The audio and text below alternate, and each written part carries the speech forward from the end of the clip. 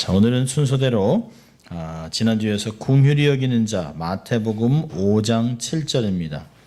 오늘 하나님의 말씀은 마태복음 5장 7절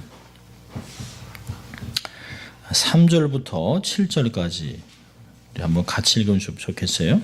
마태복음 5장 3절부터 오늘 말씀 7절까지 같이 읽습니다. 심령이 가난한 자는 복이 있나니 천국이 저희 것이미요. 애통하는 자는 복이 있나니 저희가 위로를 받을 것이미요. 온유한 자는 복이 있나니 저희가 땅을 기업으로 받을 것이미요. 의에 줄이고 목마른 자는 복이 있나니 저희가 배부를 것이미요. 긍휼히 여기는 자는 복이 있나니 저희가 긍휼히 여김을 받을 것이미요. 아멘. 하나님의 말씀이었습니다. 저희는 산상수훈에서 특별히 팔복을 보고 있습니다. 벌써 5번째인데요. 긍휼히 여기는 자, 긍휼히 여기는 자는 복이 있다. 또 저희들이 긍휼을 받을 것이다 라고 하는 말을 사용하고 있습니다. 오래전에 읽었던 그 예화인데요. 뉴욕 역대 시장 중 가장 사람들에게 사랑받고 존경받는 그 시장이 라구아디아라고 하는 사람입니다. 그래서 뉴욕에 라구아디아라는 그 공항이 있잖아요. 그분의 이름을 따서 그 뉴욕시의 즉결재판부 판사를 했을 때 하루는 가게에서 빵을 훔쳤던, 그러다가 도둑질하다가 붙잡혀온 노인이 기소돼서 왔습니다. 그래서 당신은 어째서 이렇게 도둑질을 했는가? 라고 이야기해서 노인이 슬픈 기색으로 이렇게 고백을 했습니다. 배가 너무 고파서 어쩔 수 없이 빵에 손을 댈 수밖에 없었습니다. 잘못했습니다라는 고백을 했습니다.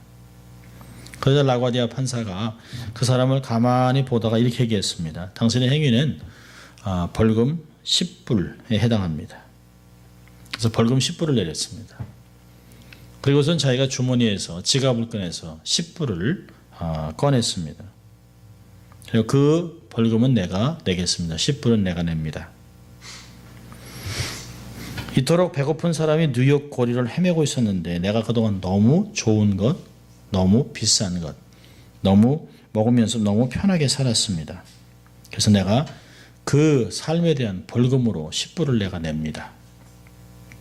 그리고선 옆에 있는 자기 중절모를 이렇게 옆에 있는 그 보좌관한테 주면서 혹시 여러분들 중에 이런 가난한 사람들을 보고도 마음이 동하지 않고 오히려 비싼 음식을 먹고 좋은 곳을 쫓아다녔던 그런 사람들 마음이 있다면 여러분들도 이 벌금에 동참해 주십시오.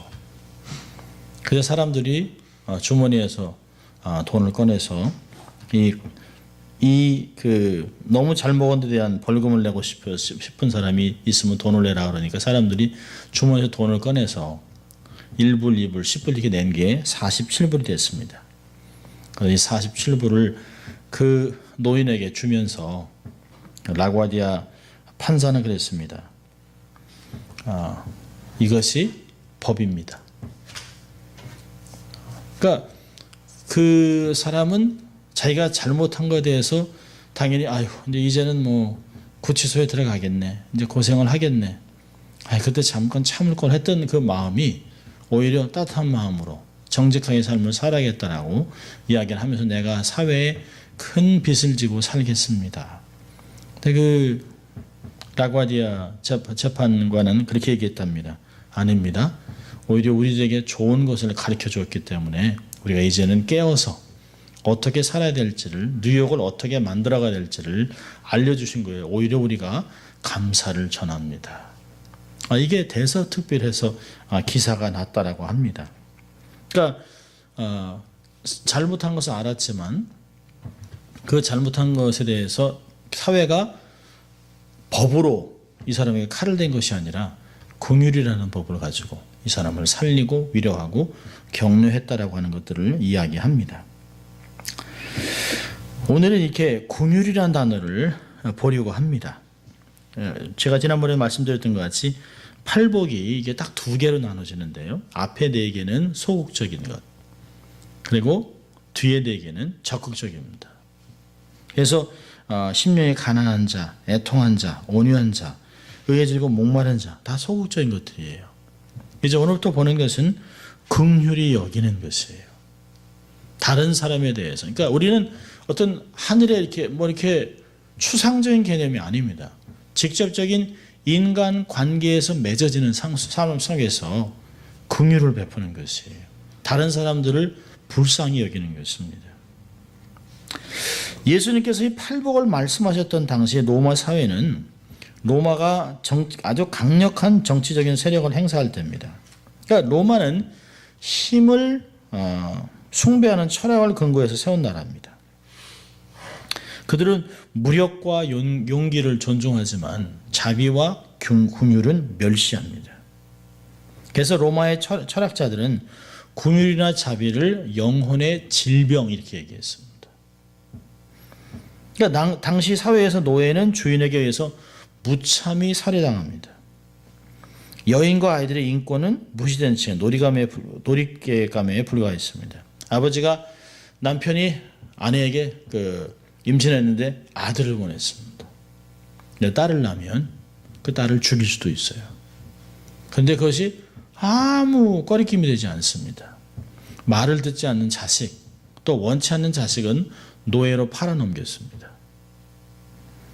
많은 남자들은 자기들의 기계를 과시하기 위해서 이렇게 자기의 힘, 자기의 용기 이런 것을 위해서 당시의 사회가 이렇게 흘러가고 있었습니다. 긍휼을 베푼다든지 다른 사람에게 약해 보인다든지 이거는 있을 수 없는 것이에요. 그래서 이 복음서도 보면 마태복음은 유대인들을 위해 쓰여 있습니다. 그래서 과거를 중시합니다. 그래서 족보도 얘기하고 옛날에 구약에 이렇게 메시아 올 것을 얘기해요. 그런데 이 마가복음은 힘을 숭상하는 로마인들을 위해 쓰였기 때문에 굉장히 빠릅니다. 예수님의 어린 시절은 아무 관심도 없어요. 그래서 처음부터 1장부터 기적이 나타나고 능력이 나타나고 곧 이렇게 해서 굉장히 빠른 속도로 움직입니다. 약한 것이 나타나지 않아요. 그래서 기적들이 굉장히 많이 기록되어 있습니다. 근데 누가복음은 이 지식과 철학을 좋아하는 자세한 걸 찾는 사람들을 위해서 헬라인들을 위해서 누가가 아주 자세하게 의학적인 단어를 사용해서 아주 자세하게 기록했던 것을 볼 수 있어요. 그러니까 로마인들을 위해서 복음을 쓰일 때도 이러한 특징들을 살려서 힘, 능력, 스피드 이런 걸 통해서 복음서를 기록한 것을 볼 수 있습니다. 근데 예수님은 이런 로마 시대를 배경으로 긍휼의 덕을 말씀하고 있습니다. 그러니까 주님은 긍휼을 영혼의 질병으로 이해하는 사회에서 긍휼은 영혼의 건강이다라고 얘기하고 있습니다. 영혼의 축복이다 라고 이야기하고 선포한 것이에요. 긍휼을 연약한 사람들의 어떤 상태, 나약한 상징으로 받아들이는 사람들에게 예수님은 참된 강함의 상징이 바로 긍휼이다라고 이야기하고 있습니다. 긍휼은 절대로 감상적이나 혹은 타협의 모습으로 이해해서는 안 됩니다. 이 긍휼은 바로 우리가 전에 얘기했던 의에 줄이고 목마른, 그러니까 의를 전제로 하는 것이에요. 그러니까 의에 줄이고 목마른 자의 축복에 대해서 교훈하시고 그 다음으로 긍휼을 이야기하고 있습니다. 그러니까 의가 없는 긍휼은 아주 감상적인 거죠. 그렇다면 긍휼이 없는 의라고 하는 것은 아주 냉혹한 기계적인 어떤 정의에 불과합니다. 그러니까 그렇다면 의와 긍휼이라고 하는 것은 마치 동전의 양면과 같은 것이에요. 분리가 될 수 없습니다. 만약에 하나님이 긍휼이 없이 공의로운 분이었다라고 하면요, 이 존재할 수가 없죠. 인류는 끝났습니다. 계속적으로 홍수, 그 다음에 소돔과 고모라, 유황불, 그러니까 한 사람이라도 살아남을 수가 없습니다. 하나님의 공의에 긍휼이 있기 때문에 지금도 우리가 이렇게 살아남는 것이에요. 자, 그런데요, 공의가 없는 긍휼이라면요, 죄의 문제가 해결이 안 됩니다. 그래서 당근과 채찍을 갖고 있는 것이에요. 우리가 자녀를 양육할 때도 보잖아요. 우리가 한없이 놔두면 상투끝까지 올라온다 그러잖아요. 사랑하는 자식은 매로 다스린다고 얘기합니다. 미워하는 자식 떡 하나 더 주고 사랑하면 매를 들어 고치는 것이에요. 그러니까 우리는 당근과 채찍을 가지고 자녀를 양육하는 거죠. 하나님도 우리에게 긍휼과 공의를 가지고 우리를 이렇게 다스리는 것을 볼 수 있습니다. 하나님의 공의가 있으니까 우리가 이래서는 안 되겠다. 바로 살아야지. 하나님의 징계가 두렵기도 한 것이에요. 근데 하나님의 긍휼이 있으니까 이름에도 불구하고 하나님이 나를 받아주시는구나. 그래도 이렇게 해서 이제 내가 살 가치도 없는데 나오는데 하나님이 우리를 긍휼을 위해서 계속 격려하는 것들을 경험하는 것을 볼 수 있습니다. 그러니까 아기가 그 의가 없다면, 정말 긍휼만 있다면 정말 하나님의 모습은 정말 역사적인 방관자죠. 될 대로 되라. 그냥 흘러가는 것이에요. 의만 있고 긍휼이 없는 하나님은 완전 폭군이죠. 그래서 이 두 가지는 하나님의 성품입니다. 우리를 향한, 또 열방을 향한 하나님의 동전의 양면적인 성품을 우리에게 보여주고 있습니다. 이 긍휼이란 단어를 이제 그 히브리어에서는 몇 가지를 사용하는데요. 헬라어에서는 다릅니다만은 히브리어에서는 주로 이제 헤세드라고 하는 자비, 인자, loving kindness 이런 단어를 쓰기도 하고, 또 라함이라고 하는 단어를 많이 씁니다. 그리고 이제 하나니라고 하는 단어를 쓰는데요. 하나니 이제 길게 쓰면 하난에다가 하나님이 여호와, 그래서 여호와가 긍휼히 여긴다 그러면 그게 요한이 되는 것이에요. 하나님이 긍휼히 여기는 자, 그래서 요한이 됩니다. 근데 긍휼이라는 단어를 사용할 때 어떤 그 이스라엘 사람들에게 지금도 가장 하나님의 긍휼, 하나님의 사랑 그럴 때는 헤세드라는 단어를 사용합니다. 그러니까 유대인들이 홀로코스트에서 죽어갈 때, 그 캠프에서 죽어갈 때 자기들이 손가락을 깨물어서 피로 두 가지를 했어요. 하나는 다윗별, 메시아가 오셔야 된다. 또 하나는 헤세드, 이런 상황에서도 하나님의 사랑은 변함이 없다. 우리가 모를 뿐이지 라고 해서 헤세드라는 단어를 썼어요. 그런데요, 이들이 정말 하나님의 긍휼이 우리의 삶에 정말 임하기 원한다고 할 때 라함이라는 단어를 씁니다. 그래서 그 이스라엘 사람들이 부르는 노래 중에 아주 그 자기들이 역사 속에서 쭉 홀로코스트를 통해서 죽은 사람들과 또 이렇게 이 사고를 통해 죽은 사람들, 이런 전쟁을 통해 죽은 사람들 이렇게 위해서 부를 때 라함이라고 하는 노래를 불러요. 그러면서 이렇게 눈물을 흘리면 하나님이 이 죽은 자들, 아무 잘못도 하지 않은 자들에게 긍휼을 베풀어 주십시오. 이 사고로 또 죽은 자들을 기억해 주십시오 라고 하는 단어를 할 때 라함이라는 단어를 씁니다. 자, 이 긍휼이라는 게 뭘까요? 긍휼이라는 건 일반적인 긍휼의 의미는, 사실 긍휼이라는 말은 현대인들이 잘 안 씁니다. 저 사람 참 긍휼해. 이 잘 안 써요. 저게 잘 쓰는 말이 아니에요. he's merciful. 잘 안 써요. Lord have mercy 이런 단어 써도 have mercy on him 이런 말은 써도 참 merciful하지 이런 말 잘 안 씁니다. 참 긍휼한 것 같아 이런 말 안 써요. 얼마 전에 이제 힐링 캠프에서 이제 한혜진인가요? 이제 축구 선수 부인 그 결혼하기 전에 이제 누굴 얘기하다가 참 그분은 참 긍휼하셔서 가난한 사람을 잘 돕는 것 같아요. 그러니까 이경규, 김재동이 막 긍휼 그러더니 막 박장대서 하면서 그런 단어를 그게 한 단어가 뭐냐고 이제 막 비웃어요. 긍휼 막 그랬어요. 그랬더니 한혜진이 교회에서는 잘 쓰는 단어인데 이렇게 그냥 얼버무리고 넘어갔습니다. 긍휼하다. 나중에 보니까 김재동 그 사람도 어머니가 권사님이더라고요. 교회에서 열심히 기도하는. 아주 비웃는 표정으로 얘기했어요. 그러니까 긍휼이라는 말은 잘 안 써요. 그냥 불쌍히 여긴다. 저 사람들을 불쌍히 여긴다. 이런 말도 사실 잘 안 씁니다. 정직하다, 강하다 이런 말은 써도 긍휼하다 이런 말은 잘 안 써요. 근데 주로 이제 동정, 연민 이런 거 동의어에 해당하는 말인데요. 그러니까 어떤 사람을 향해서 불쌍한 마음을 가지는 것, 그것은 반쪽인 거예요. 그러니까 느낀 것을 삶에서 행하는 것을 긍휼이라고 얘기합니다. 그러니까 긍휼히 여기는 자는 참 불쌍하다, 안 됐다, 딱하다라고 끝나는 것은 긍휼이 아니에요. 그 불쌍히 여겼기 때문에 그 불쌍한 것을 구체적으로 돕는 것이 그게 진짜 긍휼이라는 것이에요. 단순한 감정에 머무르는 것이 아닙니다. 그러니까 일반적으로 우리가 긍휼하다, 긍휼히 여긴다, 긍휼을 베푼다, 뭐 이럴 때 이런 의도가 있습니다. 자, 그럼 성경적인 긍휼의 의미는 뭘까요? 성경적인 그 헤세드나 라함이라고 하는 단어는 여러 가지 의도가 있는데요. 사실 이제 오늘 번역된 헬라어 긍휼이라는 단어는 비참한 상태 속에 있는 사람들을 불쌍히 여겨서 그들을 적극적으로 돕는 미덕, 이렇게 정의가 나와 있어요. 적극적으로 돕는 미덕. 근데 성경적인 긍휼의 의미는 여기 나와 있는 사실을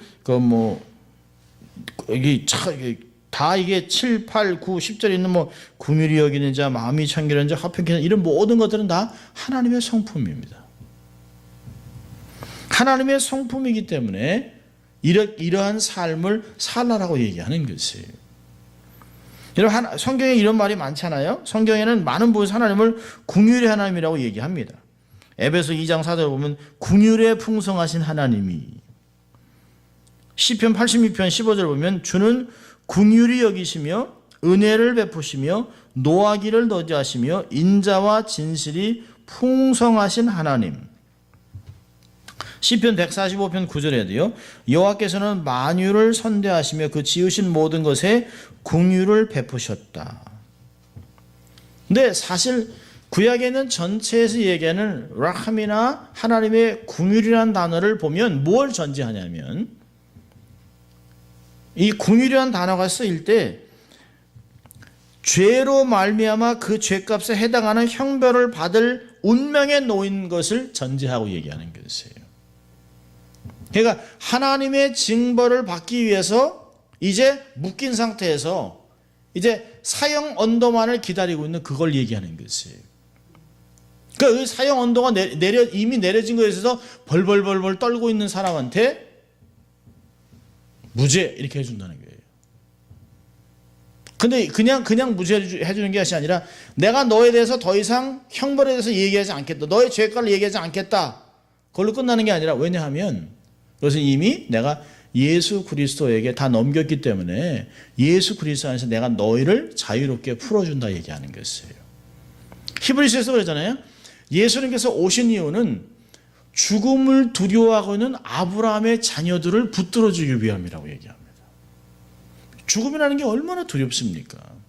형벌로 온 거 아니에요? 죄에 대한 결과로 나타나는 것입니다. 그러니까 긍휼이라고 하는 것은 그러한 죄 가운데서 옴짝달싹도 할 수 없는, 어떤 면에서는 감옥에 갇혀서 사형 집행날만 기다리고 있는 그 사람에게 희소식이 베풀어진 것이에요. 누굴 통해서요? 예수 그리스도를 통해서. 그리고 옥문이 열리고 자유하게 풀어준 것을 전제로 하고 있습니다. 그러니까 하나님의 긍휼이 가장 멋지게 가장 잘 나타난 것은 어딜까요? 십자가입니다. 십자가. 그러니까 공의와 긍휼이 정확하게 만나는 것이 십자가잖아요. 자기를 십자가에 못 박으며 야유와 조소와 비난을 퍼붓는 사람들을 향해서 주님이 그러잖아요. 아버지 저희를 사하여 주옵소서, 자기 하는 것을 알지 못하나이다. 이게 예수님의 긍휼의 표현입니다. 얼마나 놀라운지 몰라요. 성경적인 긍휼은 이런 것을 갖고 있습니다. 하나님의 성품입니다. 하나님의 성품이기 때문에 우리들이 개발해야 될 성품이에요. 우리는 가만히 있어서 긍휼할 수 있는 사람이 아닙니다. 우리는 가만 내버리면 긍휼과는 아주 먼 사람들이에요. 아주. 얼마나 우리가 사실은 가만히 있으면 우리가 얼마나 악하고 독한 존재인지, 악독한 존재인지 알 수 있어요. 한 죄인이 그리스도를 통해서 그리스도와 연합된 상태에서 부여되는 성품이 뭐냐면 긍휼입니다. 긍휼. 인간은 원래부터 긍휼한 성품을 갖고 있지 않아요. 사도 바울은 그래서 로마서 1장 32절 보면 그리스도 밖에 있는 사람들을 이렇게 정의합니다. 우매한 자요, 배악한 자요, 무정한 자요, 무자비한 자라. 이건 불신자들을 향한 성경의 정의입니다. 무자비합니다. 정말 무정한 사람들이에요. 그런데 이런 사람들이 그리스도께 나와서 예수님을 구주와 주님으로 믿으면 성품이 완전히 바뀌어요. 그러니까 신학적으로 변개된다라고 합니다. 변화돼서 계속 개발돼요. 그전에는 하나님의 성품을 요만큼 알 때는 요만큼밖에 긍휼을 몇 번 표해요. 근데 하나님을 알아가면 알아갈수록 우리의 마음이 점점 넓어집니다. 이전엔 도대체 품을 수 없는, 내가 품지 않아도 되는 사람이에요. 그런데 이 사람은 품습니다. 성경에서 얘기하는 긍휼은 어디로 나타나냐면 원래 이 성경 안에 신명기와 레위기나 민수기에 보면 긍휼을 베풀 때 악인에게도 베풀라고 얘기합니다. 예를 들어 뭘 얘기하면 내가 싫어하는 원수의 나귀가 빠지면, 웅덩이에 빠지면 그냥 두고 가지 말라는 거예요. 그걸 당연히 꺼내서 주인에게 돌려주라는 것입니다. 그러니까 하나님이 얘기하는 긍휼은 사람과 그 사람에 속해 있는 모든 프로퍼티까지 다 얘기하는 것이에요. 내가 싫어하는 악인의 짐승이 30리, 50리까지 멀리 갔다가 그것을 길에 가다 찾았어요. 근데 가다 보고서 이거 박신혜 잘 됐다. 가라. 잊어버려. 네가 그렇게 까불더니 아이고 잃어버렸던 차가 여기 있구만 이거. 아이고 잘 찾아라. 이라는 게 아니라는 것이에요. 그게 아니라 오히려 그 짐승을 그걸 데려다가 그 주인을 만날 때까지 잘 먹이고 잘 보살피다가 그 주인에게 돌려주라는 게 그게 성경에서 얘기하는 긍휼의 것이에요. 자, 그런 전체적인 걸 본다면 뭘 얘기합니까? 하나님이 우리 악인만 달랑 구해주고 그게 아니죠. 우리가 천국에 갈 때까지 하나님을 만날 때까지 과정 가운데 성화 가운데 성령님을 통해서 우리가 먹고 마시고 누릴 수 있는 모든 것을 다 도와주는 그 하나님의 긍휼을 우리의 삶에서 알고 경험하고 베풀라는 것이에요. 굉장한 것을 이야기하고 있습니다. 성품이 변하면서 어떻게 바뀌냐면 골로새 3장 12절 보면 그러므로 너희가 하나님의 택하신 거룩하고 사랑하신 자처럼 긍휼과 자비와 겸손과 온유와 오래 참음을 못 입어라. 이 긍휼이 먼저 나오잖아요. 왜요? 경험했기 때문에 내 삶에서 하나님의 엄청난 긍휼을 경험했기 때문에 그것을 경험하라는 것이에요. 하나님의 택하신 거룩하고 사랑하신 자처럼 하나님의 택한 자 거룩한 자라면 긍휼을 베풀고 살라는 것이에요. 그게 새로운 옷을 예수 그리스도의 옷을 입은 자의 삶이라고 이야기하고 있습니다. 내가 뭔가를 해주는 것이 아니에요. 다른 사람에게 뭔가를 베풀어주고 이렇게 한 척 티를 내는 것을 얘기하는 게 아니에요. 우리가 이미 예수 그리스도를 통해서 우리의 성품이 바뀌었다면 나타나는 결과가 긍휼을 베푼다는 것이에요. 악인 것인데도 돌려줄 줄 아는 그 사람이 잃어버린 것 때문에 마음 상하는 것 때문에 그걸 위로해주고 싶은 그런 게 긍휼이라고 얘기하고 있습니다. 우리가 생각하는 이 기준을 훨씬 초월합니다. 성경에 얘기하는 긍휼은. 우리가 주님을 영접하면 우리에게 주어지는 성품이 긍휼이에요. 긍휼. 성도가 지속적으로 개발해야 될 성품입니다. 신의 성품에 참여하는 자가 되기 위해서도 긍휼입니다. 주님께 나가야 돼요. 히브리서 4장 16절은 이야기합니다. 그러므로 우리가 긍휼하심을 받고 때를 따라 돕는 은혜를 얻기 위하여 은혜의 보좌 앞에 담대히 나갈 것이라. 그냥 얻어지는 것이 아니에요. 가만히 있어서 긍휼이 개발되지 않습니다. 긍휼이 점점 깊어지지 않아요. 신앙은 가만히 있는다고 해서 멈추지 않습니다. 신앙은 반드시 도태합니다. 세상이 바뀌고 악이 점점 가해지기 때문에 우리가 계속해서 적극적으로 선순환으로 변하고 우리의 삶을 개발하지 않으면 성품을 개발하지 않으면 우리는 그냥 세상에 묻혀가는 사람이 됩니다. 아니 우리가 30년 40년 전에 아니 어디 화장실을 3개 만들 생각을 했겠습니까? 어디 그런 게 있었어요. 가만히 있어서 되는 게 아니에요. 가만히 있어서 되는 게. 말도 안 되는 얘기들이 벌어지고 있습니다. 그러니까 우리의 삶은 정말 긍휼함을 얻기 위해서 때를 따라 돕는 은혜를 받기 위해서 그리스도께 계속 나가야 됩니다. 신앙은 멈출 수가 없어요. 이 긍휼이라는 것은 그래서 하나님의 성품이기 때문에 우리가 계속해서 개발해야 되고요. 또 상대방의 문제들을 구체적으로 해결해 주는 데서 나타나야 됩니다. 가장 소중한 것을 조건 없이 주는 행위를 이야기하죠. 이것은 누가복음 10장에 나오는 선한 사마리아 이야기에서 나오고 있습니다. 사실은 서기관들이 나타나서 그럽니다.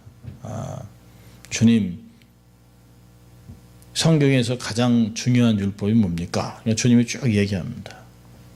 그러니까 하나님을 사랑하고 내 이웃을 사랑하라. 참. 그러니까 자기가 자기를 드러내기 위해서 그럼 주님 누가 이웃입니까? 이렇게 나왔어요. 그러니까 예수님이 선한 사마리아인을 얘기합니다. 그 여리고에서 이렇게 올라가다가 이 사람이 강도를 만났다. 내 제사장, 레위인들, 유대인들은 그냥 다 지나갔다는 거예요. 사실은 다 의도가 있어요. 불쌍히 여기긴 했겠죠. 딱 안 됐다. 근데 나는 제사 드리러 가야 되니까. 나는 레위니까 이거 피를 만지면 안 돼. 어떤 뭐 종교적인 의미 어떤 것들은 다 그렇게 했어요. 그런데 이방인인 사마리아인만 그 사람을 구체적으로 돌봅니다. 그를 나귀에 태우고 여관으로 가서 그래서 여관에 가서 그 사람을 그 여관 주인한테 맡기고 내가 돌아올 때까지 잘 돌봐달라. 혹시 돈이 더 들면 내가 돌아와서 돈을 주겠다. 그런데 우리 여리고를 이렇게 지나오면서 보니까 사마리아인 여관이라는 게 있어요. 네. 사실 이 스토리하고는 아무 상관없는 이게 예화거든요. 예수님이 예화를 한 거거든요. 근데 하여튼 이스라엘은 지금도 하여튼 성경으로 먹고 사는 나라예요. 하여튼 또 그런 데 가서 또 사람도 굉장히 감동을 받습니다. 선한 사마리아인이 여기서 있었구나. 그거 절대 그렇지 않은데요. 여기 보면 참 강도를 만난 사람들을 보고 불쌍히 마음이 여겼겠죠. 그런데 아무런 조치도 취하지 않았는데요. 그들은 긍휼한 감정에 그냥 멈춘 것이에요. 근데 선한 사마리아인에 대해서 얘기할 때 돌보는 수고도 했죠. 또 재물도 했죠. 주님이 원하시는 긍휼은 바로 이런 것이라는 거예요. 실제적인 도움을 주는, 실제적인 돌봄을 주는 것을 말하고 있습니다. 자, 그렇다면 우리가 긍휼을 베풀어야 되는 이유가 뭡니까? 첫째로는 우리가 긍휼을 입었기 때문입니다. 첫째로는 하나님께 긍휼을 입었죠. 긍휼의 전제가 뭐예요? 사형 선고를 받은 사람이에요. 근데 사형 선고를 받은 사람에게 그냥 감옥을 열어놓고 그냥 이렇게 무죄라고 한 것이 아니라 그 사람이 살아갈 수 있도록 평생을 베풀어 주었잖아요. 하나님께서 우리를 정말 죽기 일보 직전에 구한 게 아니잖아요. 죄로 이미 죽었던 우리를 그리스도로 우리를 살리셨어요. 그리고 계속해서 주를 위해 살아갈 수 있도록 믿음 주시고 하나님을 생각하고 하나님 나라를 선포하고 하나님 나라를 이 땅에서 드러내고 대변하는 대사로 삶을 살아갈 수 있도록 왕같은 재상으로 삶을 살아갈 수 있도록 지속적으로 우리를 돌보고 있기 때문에 그런 엄청난 긍휼을 경험한 사람이라면 우리는 긍휼을 베풀며 살아야 된다는 것이에요. 어느 누구도 나는 긍휼을 안 받았습니다라고 말할 사람이 없어요. 이미 용서를 받고 구원을 받은 사람이라면 다 엄청난 긍휼을 경험하고 살아가는 것입니다. 그렇다면 우리는 그 긍휼을 베풀고 용서하고 살아가는 삶을 살아야 합니다. 성경은 우리가 어떤 행위, doing을 하기 전에 being, 존재를 얘기합니다. 우리가 하나님의 언약의 자녀가 되었기 때문에 이 신분 때문에 우리가 긍휼을 베푸는 것이에요. 이 신분 때문에 긍휼을 받았기 때문에 우리가 긍휼을 베푸는 자의 삶을 살아야 된다라고 하는 것입니다. 하나님의 자녀가 됨으로 이렇게 살 수 있는 그런 자질이 부여됐어요. 주님이 우리를 도와주시기 때문에 그럴 수 있습니다. 또 긍휼을 입은 것은 하나님의 긍휼만 입은 게 아니에요. 다른 사람에게도 긍휼을 입고 살아왔습니다. 이 세상에는요, 독불장군이 없어요. 아무도 혼자 살아온 사람이 없습니다. 어떤 사람은 그래요. 부모님 일찍 돌아가시고 주위에 나를 도운 사람이 한 명도 없다. 진짜 그럴까요? 아니에요. 그를 곁에서 도와줬던 사람들이 세상에 많습니다.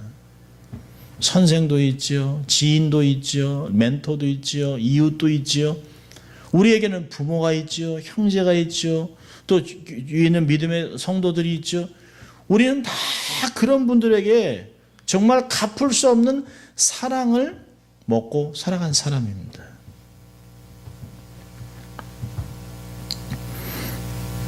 세상에서 회사에서도 그런 질문을 한답니다. 부모와의 관계는 어떻습니까? 근데 부모와 관계가 좋은 사람일수록 사회성이 탁월하다는 거예요. 얼마 전에 그런 글이 올라왔더라고요. 자기를 사랑하고 도왔던 사람들에게 사랑을 베푸는 그것이 인격의 격이라고 그랬습니다. 격. 삶의 격이라고 얘기하고 있어요. 어느 식당에서 어느 노인, 이게 파킨슨이 있어서 자꾸 떨어요. 떠는 사람하고 아들 같은 사람이 왔습니다. 식사를 하는데 아버지가 자꾸 떠니까 커피도 흘리고 음식도 흘리고, 그런데 그 젊은 분명히 아들이겠죠. 커피도 쏟았습니다. 톡 하고 쏟으니까 아버지는 어찌할 바 모르는데 아들이 아무 얘기도 안 하고 다 닦아주고 또 아버지 식사할 수 다 해줬습니다. 근데 식당이 그 사람들을 이렇게 보면서 누구도 그 통통통통 하니까 덜덜덜덜 소리 나잖아요. 근데 아무도 그들에게 뭐 이야기하는 사람이 없습니다. 체크를 이제 달라고 그랬는데요. 이미 책이 다 페이가 됐어요. 옆에 있는 사람이 와서 그 노인인데 그랬답니다. 정말 고맙습니다. 그래서 왜 그러냐 했더니 아버지라 그러니까 자기를 키우기 위해 삶을 태웠던 부모에게 잘하는 사람은 이 사회에 큰 교훈을 주는 것입니다. 오늘도 제가 두 분에게 큰 교훈을 얻었습니다. 두 분이 건강하시길 바랍니다. 그랬답니다. 실제 있었던 이야기를 글로 올린 건데요. 이게 참 궁유를 입고 살았던 걸 잊지 않아야 되는 것이에요. 그리고 우리의 부모들도 한때는 건강했습니다. 그렇게 떨지 않았어요. 그렇게 안 보이지 않았어요. 저도 요즘 이렇게 돋보기를 써야 되고 안 보이고 막 이럽니다. 안 그러셨어요. 전혀 그러지 않았습니다. 우리 어머니도 영원토록 건강하시지 않았죠. 가끔 저 동생이 이제 막내 동생이 저희 어머니 아버지 결혼하실 때 사진, 뭐 결혼 전에 봐준 사진, 이뻤습니다. 저희 어머니. 아버지도 그러고 아주 잘생기셨어요. 그렇게 그들도 한때는 그런 모습이 있었어요. 근데 자식들을 위해 삶을 다 태워버린 것이에요. 시간을 다 그냥 투자한 것이에요. 태어나면서부터 우리는 부모의 사랑과 돌봄을 받았어요. 자라면서 셀 수 없는 수많은 스승으로 학문을 익히고 사회의 일원이 됐습니다. 세상에서는 이웃과 친구, 목회자, 세상의 권위자들 끝없는 도움을 통해 유익을 얻었습니다. 하나님께서 이러한 사람들을 내 삶에 궁휼이라는 이름으로 두시는 것이에요. 그냥 자라는 것이 아닙니다. 그러니까 우리는 하나님께 우리의 구원을 받는, 영원히 구원받는 궁휼을 제일 크게 받았어요. 그리고 살아가면서 이 땅에서 홀로 살아갈 수 없기 때문에 하나님이 수많은 사람들을 통해서 궁휼을 받고 살 수 있게 하셨다는 것이에요. 말할 수 없는 게 빚을 지고 살아가는 것입니다. 내 인생 내가 살았어라고 하는 사람 보면 아직 멀었다. 어떻게 혼자 살아왔어요? 내가 사는 사람 없어요. 아무도 그렇지 않아요. 자, 하나님이 그랬습니다. 오늘 본문에 보니까 궁휼히 여기는 자는 복이 있다. 얘기하죠. 저희가 궁휼히 여김을 받을 것이라. 하나님과 사람에게 궁휼을 여김을 받는 삶을 살게 됩니다. 이게 선순환이에요. 받은 것 때문에 감사해서 궁휼을 베풀면 그것 때문에 내가 또 돌아옵니다. 이게 계속해서 선순환이 되는 것이에요. 궁휼을 베풀고 또 받고, 궁휼을 베풀고 받고 하는 것을 볼 수 있습니다. 첫째로는 자신의 경건에 유익이 있습니다. 긍휼을 여기는 자가 받는 복은 자기의 경건에 유익이 있어요. 하나님과 관계가 아주 깊어집니다. 우리가 하나님 앞에 서면 무슨 말 할 수 있을까요? 하나님 앞에 뭘 자랑할 수 있을까요? 제가 뭐 이렇게 할 말 없을 것 같아요. 하나님이 다 알고 있는데. 우리가 자식이 아빠 내가 이렇게 그 사실 들어주죠, 우리가. 들어주지만, 이렇게, 저 태어나서 똥오줌 다 갈아주고, 저러던 거, 언제 커서 저렇게 또, 저랬을까. 부모가 져주는 거죠. 근데 모른 척하고 들어주겠지만, 우리가 정말 전능하신 거룩하신 하나님 앞에 딱 섰을 때, 제가 이렇게 못할 것 같아요. 그냥 하나님 감사합니다. 그럴 것 같아요. 이제까지 하나님이 도와주셔서 내 안에서 역사하셔서 감동을 주시고 힘을 주셔서 한 거지 내 힘으로 이룬 게 어디 있겠습니까? 이제까지 살아온 게 내 힘으로 살아왔습니까? 내가 잘 관리해서? 아니요. 그렇지 않습니다. 사도 바울의 고백은 평생 우리가 고백해야 되는 거예요. 나의 나 된 것은 하나님의 은혜. 이건 우리가 외우고 있어야 되는 말이야. 날마다 해야 되는 것이에요. 그리고 정말 우리가 고백해서 주님 나를 긍휼히 여겨주십시오.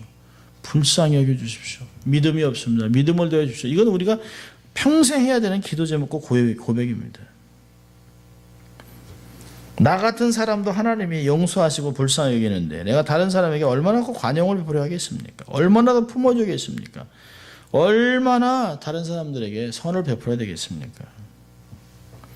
야고보서 2장 13절은 경고합니다. 긍휼을 행하지 아니하는 자에게는 긍휼 없는 심판이 있으리라. 이게 무슨 말씀이죠? 하나님과 관계가 깊어지고 마음의 평강을 누리게 됩니다. 옛말에 그런 말 있잖아요. 맞은 자는 발 뻗고 자도 때린 자는 발 뻗지 못하고 잔다. 그냥 맞은 사람은 이렇게 자는데 때린 사람은 저 내일 어떻게 될까요? 저 수호하는 거 아닌가? 이렇게 하고 이제 잠을 못 자는 거예요. 남을 불편하게 하고는 마음의 평강을 누릴 수가 없어요. 남에게 어려움을 준 사람을 용서하고 긍휼을 베풀면 그 마음이 얼마나 뿌듯하겠어요. 하나님의 깊은 은혜를 경험하고 타인에게 긍휼을 베푸십시오. 그러면 내 삶에 평강이 찾아옵니다. 평강이. 주께로부터 은혜와 긍휼과 평강이 내게 있을지어다. 디모데전서는 우리에게 선포하고 있습니다. 이 세상에서 가장 비참한 게 뭘까요? 타인을 용서하지 못하는 것이에요. 근데 용서하지 못하면 저도 그런 시간들이 있었죠. 정말 생각하면 피가 막 거꾸로 쏟는 것 같아요. 근데 그게 정리가 안 되면 하나님도 안 기뻐하시고 내 삶을 통해서 하나님의 긍휼이 흘러가지 못하니까 첫째는 내 삶이 막혀요. 내 삶이 건강하지 않아요. 내 삶에 하나님의 영성이 흘러가지 못하고 딱 막혀버립니다. 그러니까 내가 죽어가는 걸 느낍니다. 그러니까 내가 살기 위해서 다른 사람을 용서해야 돼요. 내가 긍휼을 경험하기 위해서 다른 사람을 긍휼히 여겨줘야 합니다. 마음에 쇳뿌리가 있으면 주위에 있는 사람까지 힘든 것을 성경은 이야기하고 있습니다. 그래서 히브리서 12장 15절에 쓴뿌리가 나서 주위에 있는 사람까지 힘들게 한다고 얘기합니다. 누구를 용서하지 못할 때 또 누구를 미워할 때 가장 비참한 것은 우리 자신이에요. 자신. 자기의 몸을 해롭게 하느니라 라고 이야기합니다. 노하기를 더디하는 것이 사람의 슬기와 허물을 용서하는 것이 자기의 영광이니라. 잠언서 19장 11절은 이야기합니다. 마음의 평강을 누리기 위해서 긍휼을 베풀어야 합니다. 그래서 긍휼 여기는 자가 받는 복이 자신의 경건에 유익이 있습니다. 또 두 번째로는요. 긍휼히 여기는 자가 받는 복은 사람을 얻게 됩니다. 주위 사람들에게 긍휼을 베풀면 그 사람들도 내게 선을 베풀어요. 역사상 적들에게 가장 잔인했던 사람들이 누굽니까? 로마인들과 독일의 히틀러입니다.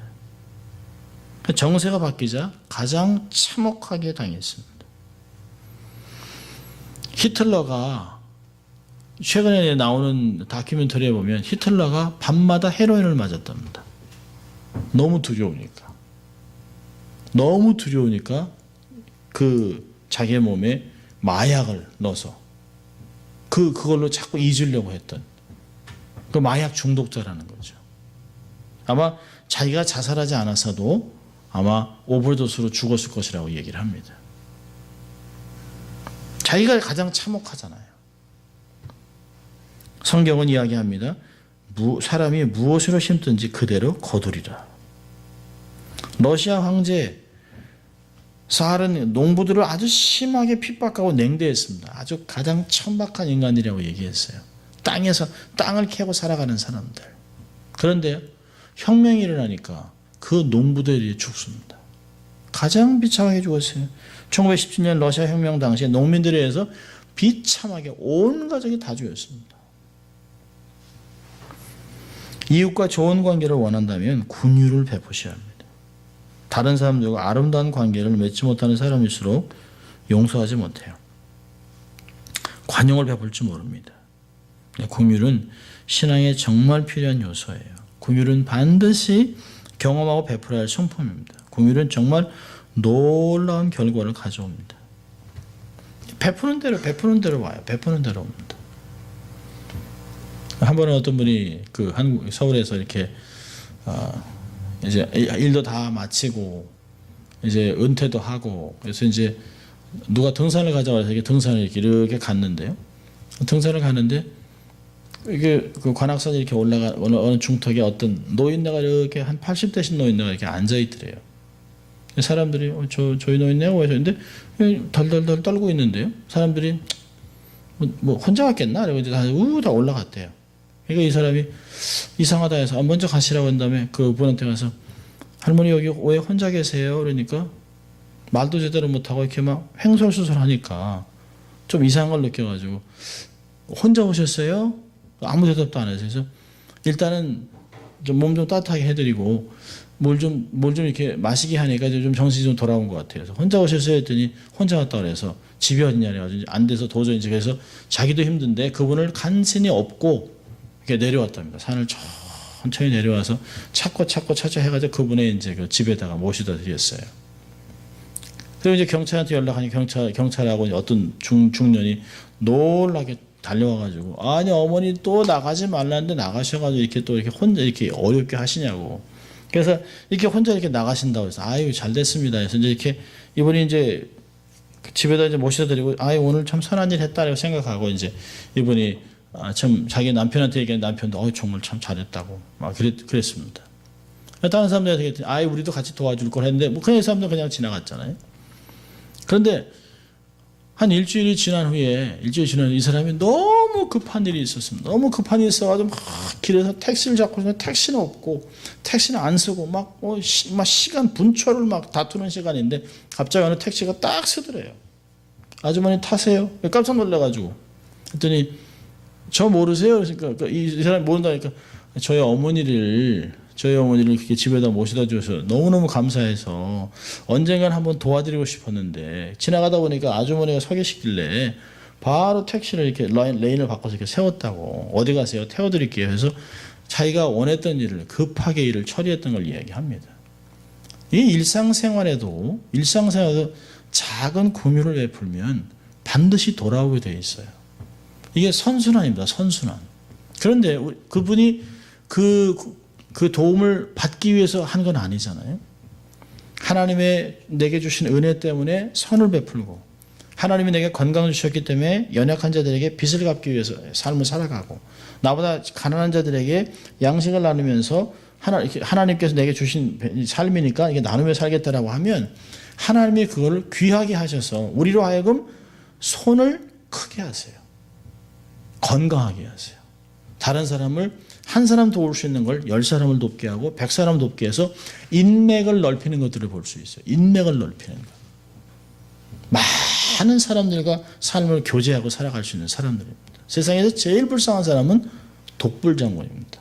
아무하고도 살지 않는. 최근에 이제 어떤 사람이 그런 걸 보내왔어요. 몇 가지를 뽑아라. 첫째로 세상에서 제일 멋있는 사람하고 살기. 둘째, 세상에서 쓰고 싶은 돈 다 갖기. 네, 세 번째로는 아무도 없는 곳에서 혼자 살기. 뭐 싫어하는 사람, 보기 싫은 사람 다 팽개치고 멀리 렌트해서. 근데 굉장히 많은 사람이 3번을 찍었습니다. 그러니까 이 사람 저 사람 다 귀찮고 그냥 혼자 살겠다는 거예요. 세상이 이렇게 돌아갑니다. 이렇게. 참 안타깝습니다. 이럴 때 우리는 더불어 살아가는 공동체를 만들어야 됩니다. 더불어 살아가는. 함께 살아가는. A.T. 피어슨은 이렇게 말했어요. 긍휼은 용서하는 심령이다.